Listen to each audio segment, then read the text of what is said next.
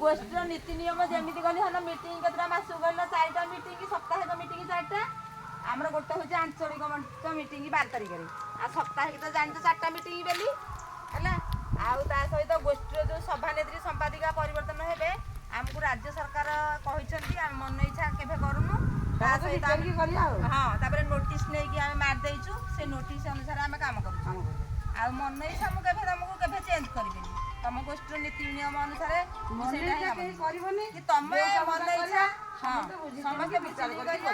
ତା ସହିତ ତମେ ଯେଉଁ ଚେଞ୍ଜ ହବ ଗୋଷ୍ଠୀର 2 ଜଣ ତମ ଭିତରୁ କିଏ ତମେ ସିଲେକ୍ସନ କରିବ କିଏ ରହିବ କିଏ ନାହିଁ ମୁଁ କହିପାରିବିନି କିଏ ରହିବ କିଏ ନାହିଁ ତମ ଭିତରେ